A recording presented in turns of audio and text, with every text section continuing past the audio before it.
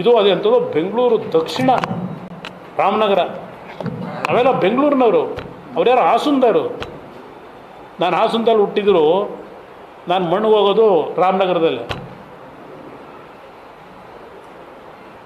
ಇವೆಲ್ಲ ಕತೆ ಹೇಳ್ಕೊಂಡು ನೀವು ರಾಜ್ಯ ಡೆವಲಪ್ ಮಾಡಾರ ನೀವು.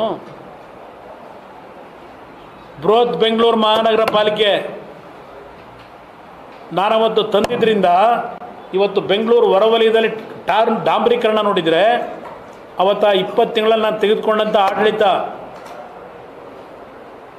ಮೆಟ್ರೋಗೆ 19 ಕಿಲೋಮೀಟ್ರ್ ಮೊದಲನೇ ಕಾಮಗಾರಿ ಡಿಸಿಷನ್ ಕೊಟ್ಟವನು ಕುಮಾರಸ್ವಾಮಿ. ಯಾವ ಕಾಂಟ್ರಾಕ್ಟರ್ ಮನೆ ಬಾಗಿಲು ಕರೀಲಿಲ್ಲ ಎಷ್ಟೊತ್ತಿಗೆ ಪರ್ಸೆಂಟೇಜು ಅಂತ, ಅವನ ಮುಖ ನೋಡಲಿಲ್ಲ ನಾನು. ಮೊದಲನೇ 19 ಕಿಲೋಮೀಟ್ರಿಗೆ ಪರ್ಮಿಷನ್ ಕೊಟ್ಟವ ನಾನು. ಚರ್ಚೆ ಮಾಡಬೇಕು ಅಂದರೆ ಥ್ಯಾಂಕ್ ಯು ಬ್ರದರ್. ಈಗ ಕೂಡ ಮುಖ್ಯಮಂತ್ರಿಗಳ ಮೇಲೆ ಆರೋಪ ಬಂದಿದೆ. ಈ ವಿಚಾರವಾಗಿ ಬಿಜೆಪಿ ನೋಡೋಣ, ಮುಂದೆ ಉತ್ತರ ಕೊಡುತ್ತೆ. ನಾನು ಯಾವ ರೀತಿ ತನಿಖೆ ಬಗ್ಗೆ ಹೇಳಲ್ಲ.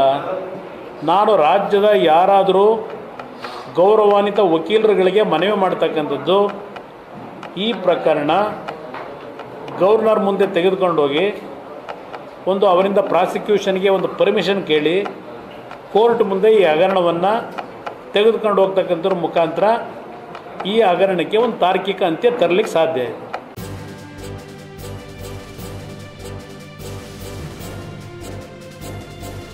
ಇದು ಮಾನವೀಯ ಸಂದೇಶದ ಜನವಾಹಿನಿ.